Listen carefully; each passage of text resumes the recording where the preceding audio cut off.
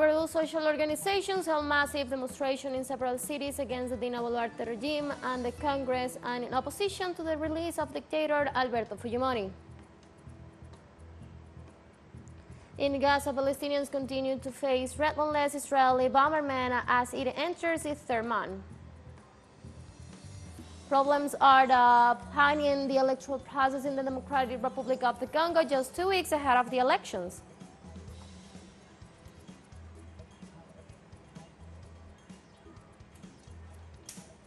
Hello, welcome to From the South. I'm Ana Marrero from the teleSUR headquarters in Caracas, Venezuela.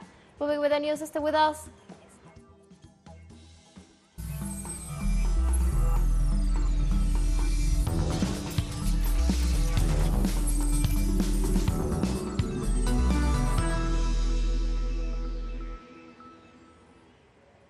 In Peru, social organizations held massive demonstrations in several cities against the Boluarte regime and the Congress, and in opposition to the release of the dictator Alberto Fujimori. Demonstrators raised slogans and banners that express "This is not democracy, there is no more democracy, and no one more dead out with Boluarte." They also expressed their disagreement with the recent ruling of the Constitutional Court that orders the release of the former Peruvian President Alberto Fujimori, a decision that they describe as shameful.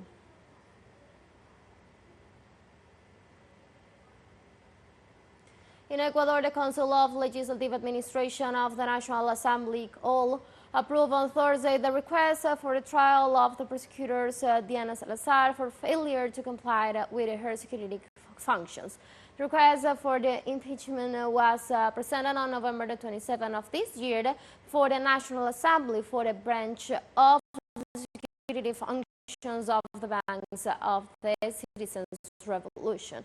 In this sense, the call approved the request for the trial after having evidence of the facts against the prosecutors Diana Salazar.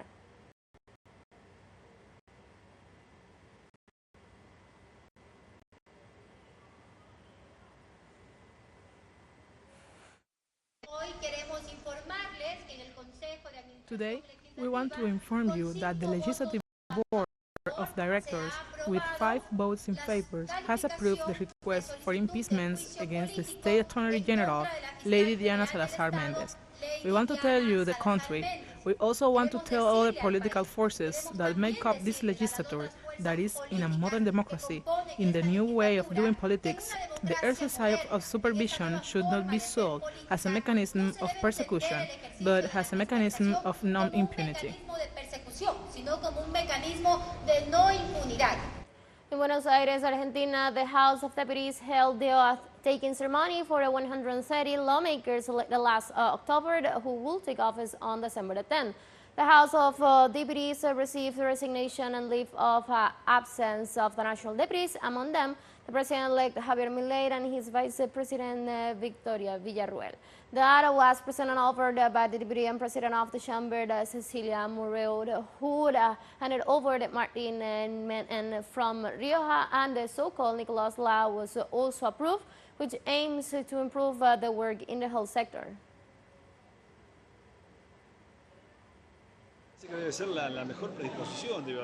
It seems to me that it must be the best predisposition to be able to discuss all the laws proposed by the executive with a view to the fact that in reality, each bill that enters surely has behind it the possibility of solving the structural problems that Argentina has been dragging along in economic, social, and unemployment matters. In short, in all those problems that are a concern for all Argentinians. We are part of a federal bloc. We're going to defend and rescue those things that we have proposed during the whole campaign. We have the idea of a much more federal Argentina, much more equal. President-elect of Guatemala, Bernardo Arevalo, led a peaceful demonstration in Guatemala City on Thursday against those who, he said, are trying to prevent him from taking office next January the 14th. Arevalo marched from the Supreme Court to the Constitutional Court, bodies that have to resolve legal actions against him and his party, initiated by the prosecutor's office. The walk was joined by the indigenous authorities who, for 65 days, have held protests and sit-ins in front of the public prosecutor's office, demanding the Attorney General's resignation.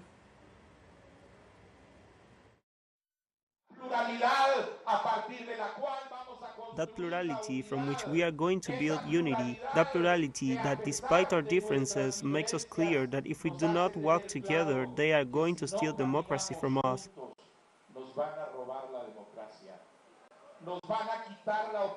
They are going to take away our opportunity, they are going to kill our hope, and they are going to plunge us into a cycle of hundreds of years and decades of swindling the people and stealing our future. No more. Let us walk united from now until January 14th, and from January 14th onwards. On Thursday, during the Mercosur Presidential Summit, Brazilian President Luis Ignacio Lula da Silva confirmed Bolivia's accession to the bloc. As part of the plans to boost economic growth in the region, Bolivian President Luis Arce proposed to the bloc to reduce the gap between rich and poor in the member states. He also took up the idea of creating a bioceanic corridor that would reduce travel time between Bolivia and Peru. For his part, the Brazilian president assured that the energy company Petrobras intends to invest again in Bolivia. Hundreds of staff at the Washington Post, one of America's most sourced newspapers, walked half their job on Thursday in a 24-hour strike. The media industry saw some 17,500 jobs cuts in the first half of 2023 alone, according to the Challengers Grade and Christmas Human Resources Consultancy. Over the past 2 decades, as the internet has eaten into traditional advertising revenue, some 2,500 newspapers have shuttered altogether. Let's take a very short break, but remember you can now join us on our TikTok account as teleSUR English, where you'll be able to see news in different formats, news updates and more. Stay tuned for more news.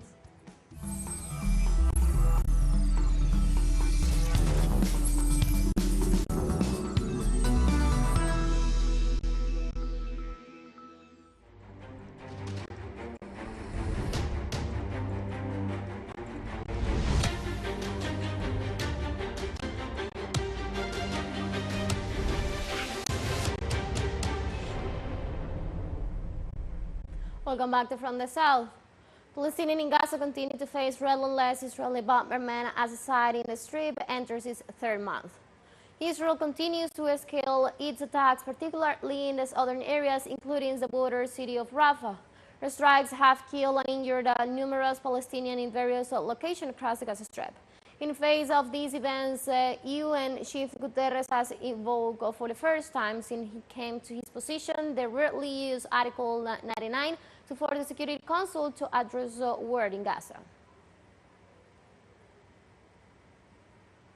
While we were sleeping, we had a recurring nightmare, rubble above us. Everything turned red and there was nothing but death around us. We had nothing to do with it, but it seemed that the house next door was overcrowded. People's houses are full of innocent people who had nothing to do with it.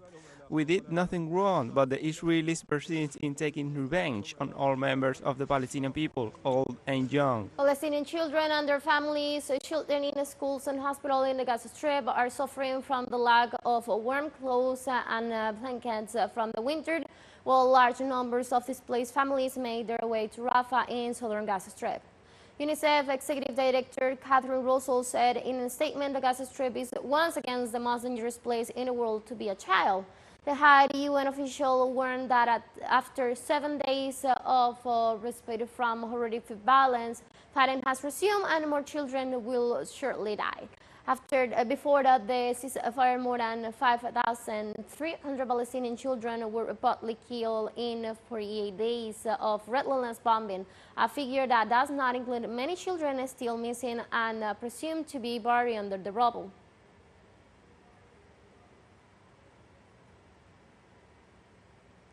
Arab and Islamic nations are calling for a vote on Friday on a draft UN Security Council resolutions demanding a humanitarian ceasefire in Gaza. The proposed resolution is response to the letter the UN Secretary General Antonio Guterres sent to the Council on Thursday, warning of an impending humanitarian catastrophe in Gaza and urging its 15 members to deliver a humanitarian ceasefire. Palestinian UN Ambassador Riyad Mansour described as courageous the UN Secretary General's letter.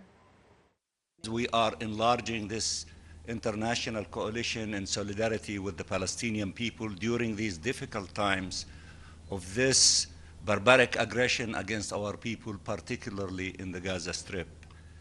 As we told you yesterday that we were putting the final touches on a draft resolution, that exercise was completed yesterday, and our ideas were intertwined with the very important, courageous letter of the Secretary General in which he invoked using Article 99 before the Security Council. Also, Riyad Mansour, permanent observer to the United Nations, made some statements about the murders and victims of the Israeli attacks. The number of killed are now in excess of 17,000 Palestinians, and killed and injured around 65,000. A large number of them, 70% of them, are women and children. This is something that is so disgusting and disgraceful, to see this large number of children being killed, more than any other conflict since the creation of the United Nations. This abhorrent behavior by the savages in the leadership of the State of Israel, who should be held accountable for their crimes, as we are debating in the Assembly of State Parties to the ICC. The Lebanese Islamic Resistance attacked several Israeli sites on the Lebanese border, leaving several losses to the Zionist army.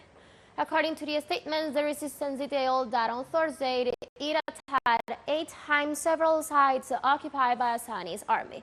In addition, the Islamic resistance attack at a concentration of Israeli occupation soldiers near the site of Kol al-Aman at 3:30 local time. The actions are in support of the Palestinian people in the Gaza Strip and in solidarity with their brave and honorable resistance. Let's take our last break, but before we invite you to join us on our WhatsApp community for our English-speaking audience, you can scan the QR code on the screen to join directly and share the link to reach more people. Constant new coverage of Latin America and the Caribbean, as well as the rest of the world. Stay connected and informed with teleSUR when financial breakdown go away.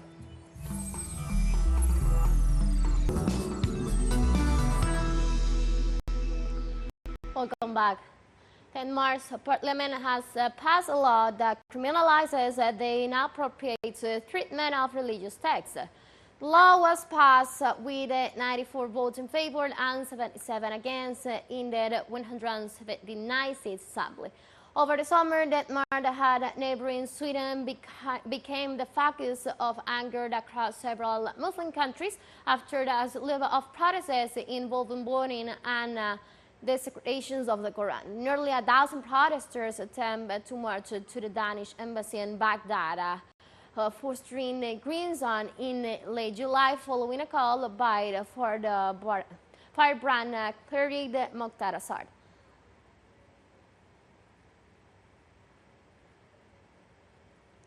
Seychelles on Thursday left a state of emergency declared early in the day following a huge explosion at an explosive depot. The president said that the explosion injured 66 people. It took place around 2 a.m. local time on Thursday in the industrial area of Providence in Manhe, the archipelago's largest island. Minister Jean-François Ferrier deplored the damage and declared that the explosion was so big and so loud that it left a hole 13 meters in the ground, and the effect went down this road in this commercial zone and blasted away windows, doors, and roof of many commercial buildings.